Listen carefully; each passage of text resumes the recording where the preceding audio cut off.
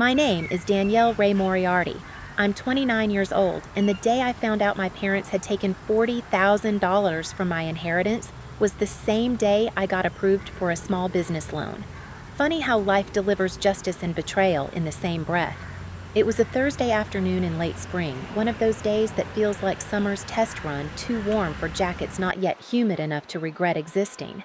I had just gotten back from a meeting with the loan officer at Cedar Valley Credit Union. The verdict was in my inbox, approved $120,000 for small business expansion. I stared at the email with a lump in my throat and tears in my eyes. I had done it. I'd fought tooth and nail, pitched my business plan, showed my projections, and finally someone believed in my little bakery enough to bet money on it. I called my mom to tell her, not because I needed her approval, just because I still wanted her to be proud. The call went to voicemail. Instead, I decided to stop by their house. My parents still lived in the faded blue colonial I grew up in 3 blocks from the elementary school and 2 blocks from the church where we pretended we were happy every Sunday. Dad was out, Mom was upstairs, so I waited in the kitchen and like muscle memory wandered into the office, our old dining room now transformed into a home office cluttered with unpaid bills and plastic pens that didn't work. That's when I saw it. A black and red ledger, the kind accountants used before spreadsheets took over the world. I only opened it because I saw my name on the tab. Curiosity is rarely innocent. It's usually the first spark that burns everything down. Inside the ledger was a record meticulously handwritten of how my parents had used the $50,000 that had been left to me after Grandma June passed away when I was 15. She'd always said that money's for Danielle, for her future. They used $5,000 to pay for family car repairs, another $3, $200 for vacation flights, Hawaii, and $1,800 on medical copays for Kevin. But then I saw the big one transfer to Kevin vocational prep car and housing $40,000 my brother. Kevin, 3 years younger, 2 arrests by 22, couldn't hold a job longer than 6 weeks. He once used my college laptop as collateral in a poker game, then asked me to Venmo him to buy it back. He never did. I remember sitting in that chair, sunlight spilling across the ledger, and feeling the kind of silence that only betrayal can summon. They had spent almost all of my inheritance, and never told me, never asked, never even pretended it was a loan. Just gone. For his future. And now, when I finally had my own shot, when I had earned my place at the table without handouts, without guilt, I realized the people who were supposed to be my foundation had quietly robbed me in the name of family. I took a photo of the ledger with my phone. I walked out without saying goodbye, and I drove straight to the bakery I'd built from scratch, not with inheritance, not with help, but with 4 under AM dough mixers, 1,000 burnt scones, and a dream no one but me had ever really believed in. That night, I locked the front door of Sunrise Crumb Co., slid the photo of the ledger into a folder labeled Receipts I Never Wanted, and whispered to the empty shop. They took what they thought was mine. So now I'll take what they think is theirs, because what they didn't know, what no one knew, was that the family business, the old Moriarty Catering Co., that they'd been slowly bleeding dry for years, was quietly, desperately up for sale, and I was going to buy it. People talk about betrayal like it's loud, like it shouts in your face, slams doors, tears, letters in half, yells through the hallway. You mean nothing to me, but in my case, betrayal was quiet. It was the absence of a conversation I should have been part of. It was silence when they should have told me the truth. I used to believe my family loved equally. Not fairly, I wasn't naive, but equally. Like we all got pieces of the same fractured devotion. Some days Kevin needed more. Some days I did. But love was love, and it came around again. I clung to that belief for years, because without it, the rest of my childhood would have just felt like survival with prettier furniture. My parents weren't cruel. They weren't the yelling kind, more the guilt and passive aggression type. Disappointment delivered via tight smiles and we just expected more from you speeches. But they loved appearances, Sunday mass, clean counters, matching holiday pajamas even when the air in the house could slice you open. Kevin was always the messy one. He smoked behind the garage at 13, stole my debit card at 16, crashed Dad's Subaru at 17. He was also the baby. The one Mom defended even when he skipped court. The one Dad called just a late bloomer. The one who always got another second chance.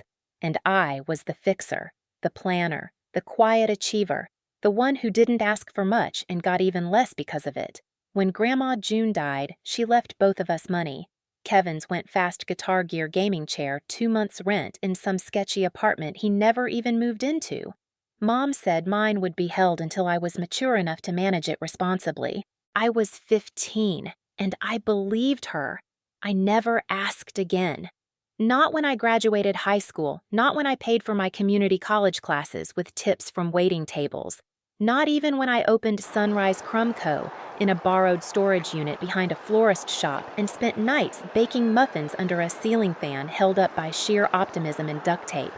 Because I thought that money was still waiting for me, that it would be there when I needed it most, that they would honor Grandma's last wish even if they didn't always honor me.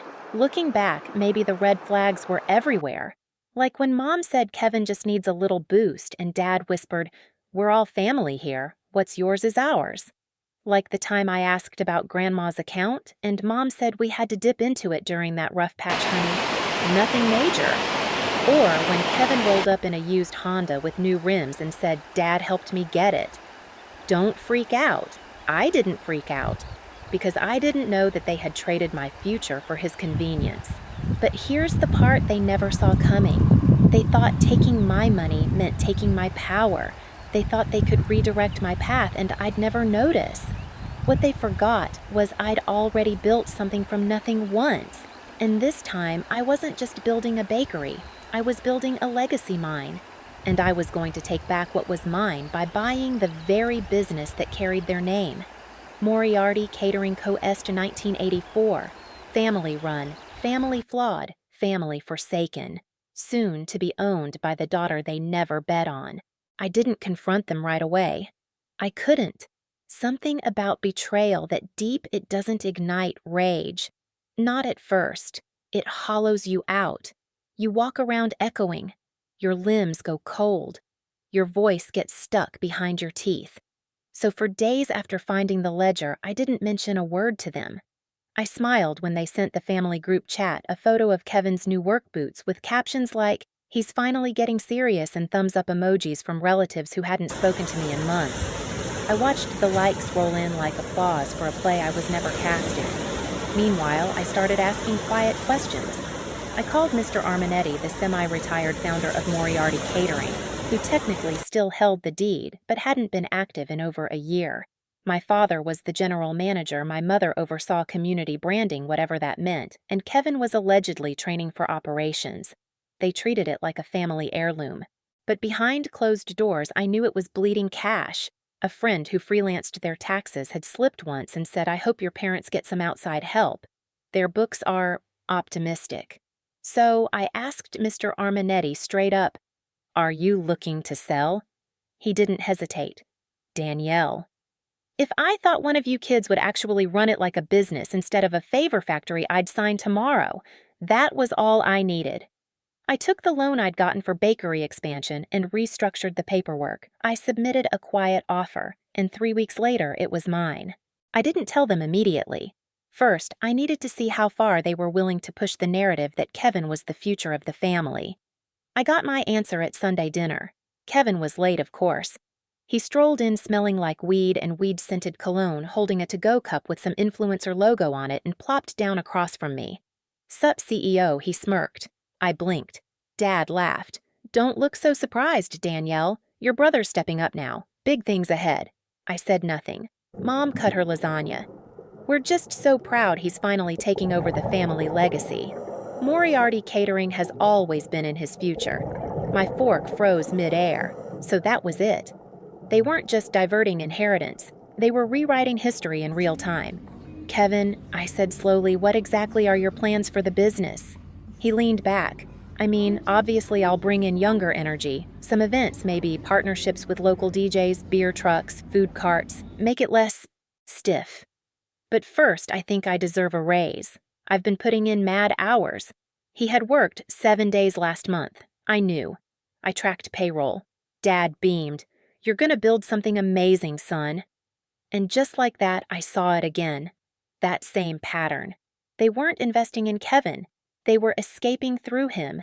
Every mistake they made, every debt, every disappointment they buried under the hope that Kevin would somehow become the man they always pictured. And me, I was just the quiet one who didn't ask for much. I was the bank, the backup plan, the one who got thank you cards instead of apologies. But not anymore. I set my napkin down and stood up. "I need to show you something," I said calmly as I pulled the folded purchase agreement from my bag. It wasn't rage in my voice, it was something scarier: certainty. The room went quiet when I unfolded the paper. I didn't raise my voice. I didn't slam anything. I didn't cry. I simply laid it on the table next to the half-eaten lasagna and Kevin's cup that still had a lipstick stain on the rim from someone who wasn't his girlfriend. "This," I said, "is the finalized purchase agreement for Moriarty Catering." Dad squinted. "What do you mean, purchase?" "I mean, I bought it." Mom tilted her head like I'd spoken in Morse code. "You're joking." I looked at her. I let the silence answer for me. Kevin was the first to speak. "Wait, what the hell does that mean? That's my future." I turned to him, finally letting myself feel it. "The business you couldn't wake up on time to help with last Saturday, the one you said needed a beer truck vibe and a DJ." "You mean that future?" He stood up. "You went behind our backs. I didn't flinch." "No." I went around them. "There's a difference." Dad leaned forward, his voice suddenly tight. "Danielle, this isn't a prank. That company has our name on it." "My name on it." "Yes," I said, folding the agreement neatly again. "And now it has my leadership on it.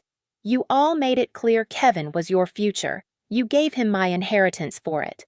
So I decided to buy the past you all abandoned and make it into my future instead." Mom's jaw opened closed, then opened again. We did what we had to do for the family. Kevin needed support, and I didn't, I asked. When I skipped college to work double shifts, when I opened my bakery using second-hand equipment and slept on a couch in the back room for 6 months, "You never asked," she whispered, "because I trusted you." That was the moment I saw it hit them. Not guilt, not regret, but fear. Fear that the daughter they underestimated had outgrown the narrative they wrote for her. Kevin laughed bitterly. "You think you're better than us now?" I shook my head. "No. I think I'm finally equal. Because for the first time, I have something you can't take. Not with guilt. Not with lies. Not even with blood ties." Dad stood his chair scraping back against the hardwood. "You're being cruel." "No," I said, my voice calm. "I'm being clear." I picked up the agreement, slid it into my purse, and turned toward the door. Before I left, I paused. "By the way," I said without looking back, "Kevin's access to the catering account has been revoked. If he wants a job, he can apply like everyone else." Then I walked out. It was the first time in my entire life that I didn't stay to clean the dishes. The fallout was nuclear. I didn't return their calls. I didn't open the door when Kevin showed up yelling that he was going to sue for ownership. I didn't respond when Mom sent long, guilt-ridden emails signed with "Love Your Mother." Because this wasn't just a fight, it was an unveiling. I had spent my entire life being loyal to people who mistook my silence for compliance, my sacrifices for softness, and my kindness for currency. That night, I didn't just buy a business. I reclaimed my worth. And now the real work would begin. The worst part wasn't the shouting, it was what came after. The silence. You'd think reclaiming something that was rightfully yours, something you worked for, bled for, would come with a wave of relief, that the air would feel lighter, that you'd sleep easier.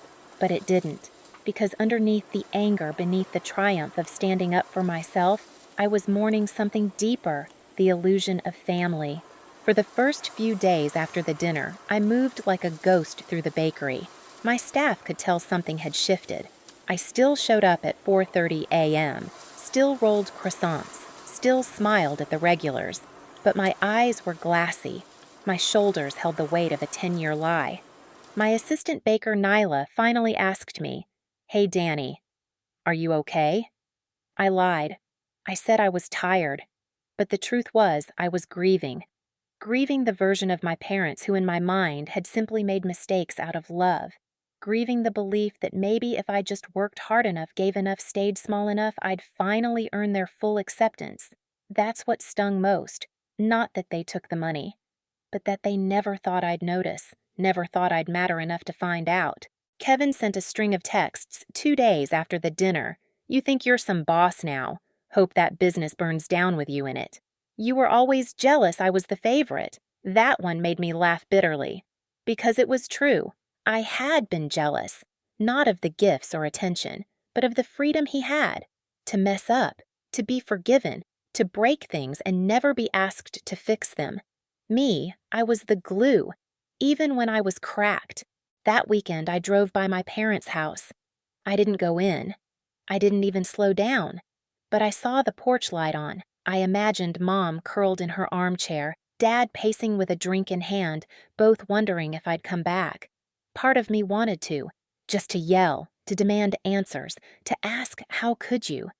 But I already knew what they'd say. They'd say it was for Kevin's future, that I didn't need it like he did, that I was strong enough to survive without it.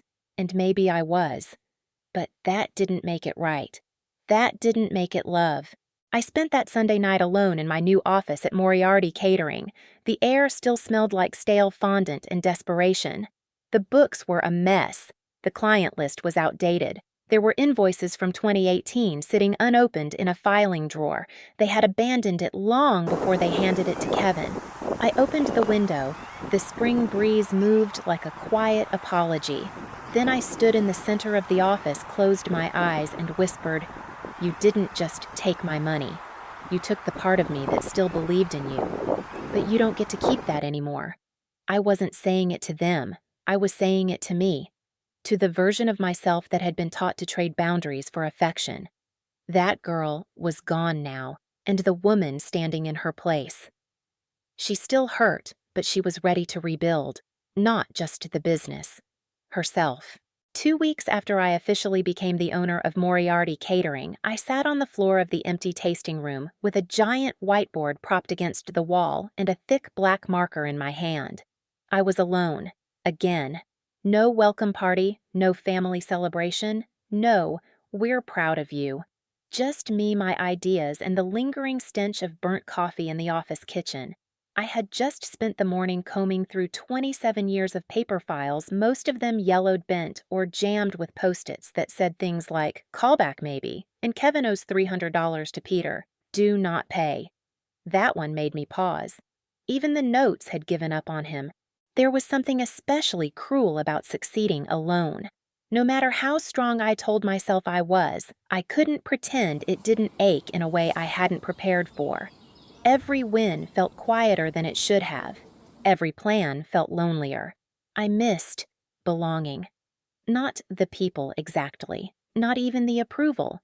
I missed the idea of family, the warm background noise, the assumed safety, the unspoken promise that you were seen even when you failed, that someone would catch you, that someone would celebrate you.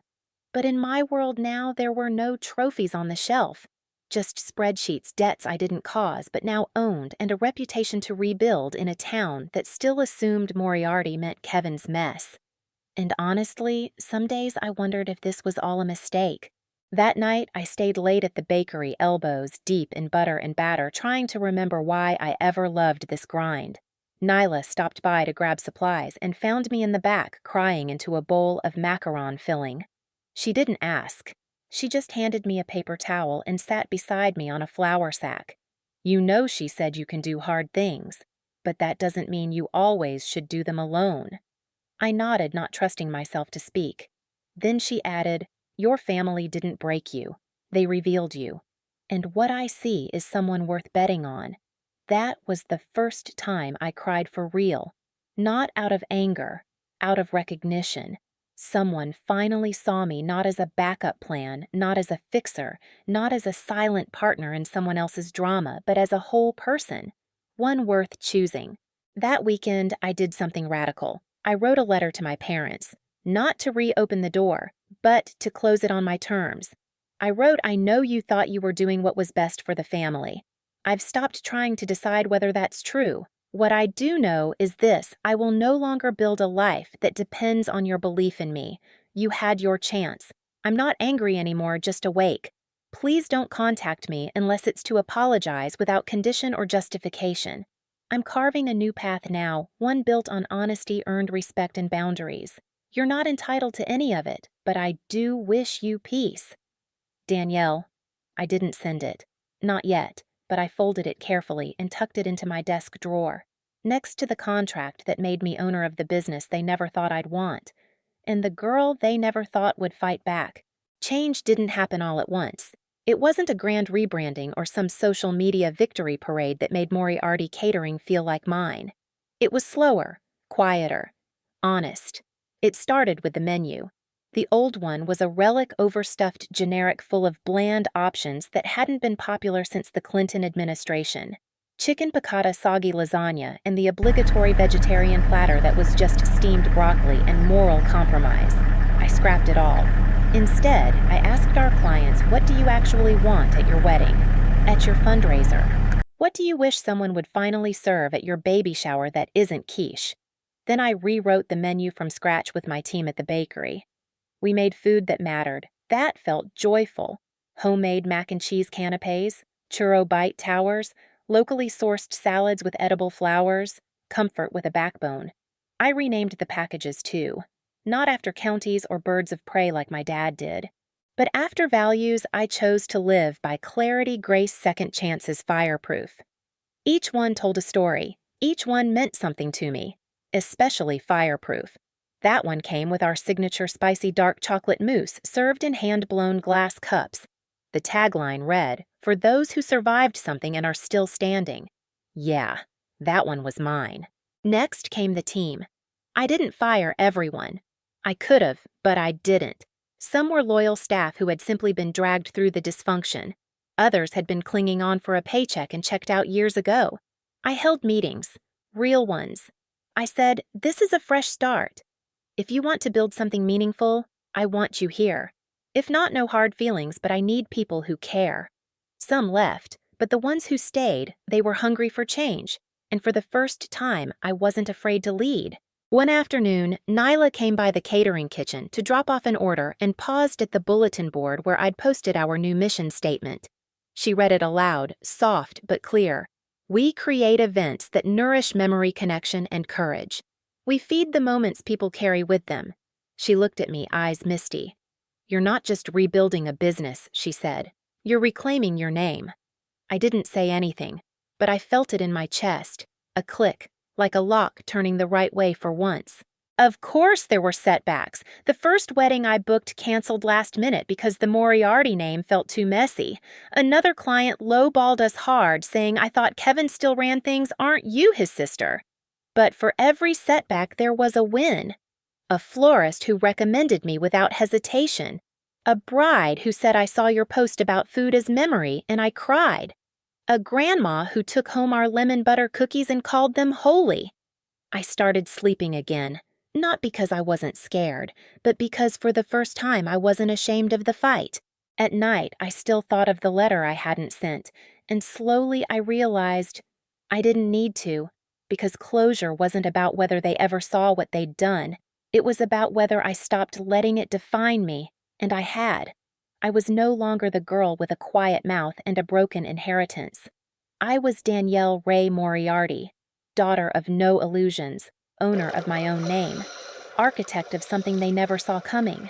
2 months into running Moriarty Catering, I was invited to speak on a small business panel at the local Women in Hospitality conference. At first, I almost declined. Who was I to talk about leadership? My last 6 weeks had been held together with caffeine and trauma reflexes.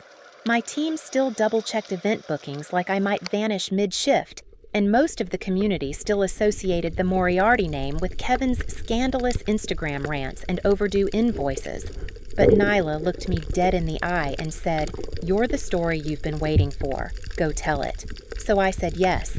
The day of the panel, I wore a navy blazer I found on consignment for $40 and a silk blouse Grandma June had given me when I got my first paycheck at age 16. On stage, I sat between a woman who ran a farm-to-table winery and another who built an event software empire from her college dorm. Their hair was sleek, their stories sounded polished. Mine wasn't. When it was my turn, I swallowed the lump in my throat and said, "My parents gave my brother my inheritance without telling me. I found out from a ledger they didn't think I'd ever read. So I bought the family business, and I rebuilt it with the love they never saw in me." You could have heard a pin drop. And then applause. Not just polite claps, but the kind that comes from people who've been holding something in too long. Afterward, a woman in her 50s came up to me, eyes glassy. "Thank you.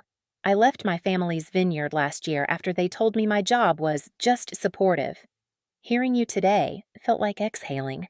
I nodded, because I knew that feeling, that slow, stubborn exhale that only comes when someone finally names the storm you've been walking through in silence. From that day on, something shifted. I started receiving emails from women across the state. I left my brother's business after he took all the credit for my work. I opened my coffee shop after my dad said I couldn't run payroll. Your fireproof dessert was at my sister's bridal shower, and it made us cry. I hadn't expected this part. That by telling the story I once buried in shame, I was giving others permission to tell theirs. A month later, I received a certified envelope from a law firm downtown. I opened it slowly. Inside was a letter from my parents' attorney, and a personal note handwritten by my mother. It read, "Danielle, we were wrong. There's no explanation we can give that would undo what we took. We didn't believe you'd need it, because we thought you'd always be okay. But we realize now that was our way of avoiding responsibility. We know this letter doesn't make it better. We just hope it makes things clear. If you ever want to talk, we're here. Mom and Dad, I read it twice. Then I folded it, put it in a box, and kept going. Not because I didn't care, but because I finally understood closure isn't a door they open. It's one I walk through without them." It was a Tuesday. Quiet. The kind of gray, sleepy afternoon where everything in the bakery smells sweeter than it should, and the catering office hums with the calm before another wedding weekend. I was in the back storage room, elbow deep in inventory spreadsheets, when Nyla knocked on the door frame. Her face said it all. "Kevin's here." I hadn't seen my brother in 3 months. Not since the dinner where I dropped the contract like a grenade. Not since his string of furious texts. Not since he disappeared into whatever half-life he'd built with broken promises and borrowed timelines.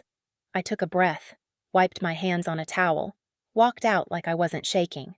He was standing in the front of the bakery looking smaller than I remembered. Maybe it was the hoodie, or the fact that he'd finally shaved, or the way he couldn't quite meet my eyes. There was a cinnamon scone in his hand, half-eaten. Classic Kevin taking something before asking if it was okay. "Hey," he said. "Hey." Silence. The kind where you can hear years between each word. Then I didn't know where else to go. I didn't reply. "You were right," he added quickly. "About all of it." Still, I waited, because for the first time in our lives, he had to do the work. I blew it, not just to the job, not just to the money. I blew you off, for years. You were the one holding everything up, and I was too caught up in trying to look successful without being successful. He looked up at me then. His eyes were bloodshot, not from drugs this time, from grief. I told Mom she should have told you. About the money. She said she didn't want to burden you with how desperate they were. I blinked. So she took mine instead. He flinched. "I'm not here to justify anything. I swear, I wanted to tell you something." He reached into his pocket and pulled out a card. A business card. Simple white, gold lettering. Kevin Moriarty Recovery and Family Support Peer Coach. I raised an eyebrow. It's not fancy. It doesn't pay much. But I've been clean 4 months, and I'm taking classes. Real ones. I want to help guys like me. Guys who had every chance and still blew it. I crossed my arms. "Why are you telling me this now?" He swallowed. "Because for the first time, I want you to be proud of me for something I earned." That one cracked something. Not forgiveness, but recognition. The tiniest shard of my childhood. That small, stubborn hope that my brother might one day grow into a man who didn't make me feel small just to feel tall. I nodded once. Slow. "So what now?" He shrugged. "I keep doing the work. You keep building what's yours. And maybe, someday, we can be more than just people who survived the same house, It wasn't an apology, but it was honest. And for the first time, I didn't feel like I had to carry both of us anymore. I extended my hand. He looked surprised, then shook it. "One rule," I said. "Yeah, if you ever call me just the baker again, I'll charge you triple for those scones." He laughed. A real one. And for a moment, for a heartbeat, we were just two people starting again without burning anything this time. 6 months later, I hosted a dinner. Not a catered event, not a client gala. A dinner. At my bakery, long tables set end to end, twinkle lights strung across exposed beams, linen napkins folded with little sprigs of rosemary I clipped from the garden behind the kitchen. I called it the Table We Build night. It was an idea Nyla and I dreamt up after one too many conversations about what it means to belong, how some of us never got a seat unless we brought the chairs, set the table, and proved we were worth the space we stood in. So we made our own. We invited local women entrepreneurs, single moms, college dropouts, turned business owners, women who clawed their way into rooms they were never expected to enter. There was no stage, no panel, no press, just stories. Shared between bites of our garlic herb focaccia and glasses of lavender lemonade. And laughter. So much laughter. Near the end of the night, Nyla stood up and tapped a spoon against her glass. "If I can steal the mic for just a second," she said, "I want to say something about the woman who made all of this happen." My face burned. I started to wave her off. "Don't," she warned. "Sit and take it like the goddess boss you are." The room chuckled. This is a woman who once cried into a bowl of macaron batter because she thought she had to carry the whole world by herself. This is a woman who turned betrayal into a business plan. This is a woman who didn't just rise, she rebuilt the ground beneath her and handed the blueprints to everyone else. The applause that followed wasn't loud, it was steady, warm, certain, the kind that doesn't clap for perfection, but for truth. Or, later that night, when everyone had gone and the bakery was quiet again, I sat in one of the mismatched chairs by the window, feet kicked up, shoes off, tired in the good kind of way. I thought about that ledger, the one I'd found in my parents' home, the one that showed me everything I was never supposed to see. I never returned it, never confronted them again, because I didn't need to. They made their choices, and I made mine. Kevin stops by the bakery sometimes. He always pays. Sometimes he brings cookies from a support group potluck, and we trade my salted caramel for his slightly underbaked oatmeal raisin. His cards now say Kevin Moriarty, CRPA, Certified Recovery Peer Advocate. We don't talk about the past much, but once he looked at me across a plate of lemon tarts and said, "You know, you're the only one who ever really bet on me." I sipped my coffee. Not true. I bet on me. "You just learned how to do the same." He smiled. "Yeah, that's fair." I never got my $40,000 back, but what I did get was ownership of a name, of a story, of a future I didn't have to borrow from anyone to build. People always say family comes first, but here's what they don't tell you. Sometimes family is the first to take, the first to underestimate you, the first to hold your potential hostage to their fear, and sometimes you have to walk away from the table they built to build your own. It won't look perfect, it won't match, but it will be yours. And when you fill it with people who see you not for the role you play, or the silence you kept, or the weight you carried, but for the fire you lit in the dark, that's when healing begins. That's when legacy starts. Not with what you inherited, but with what you created.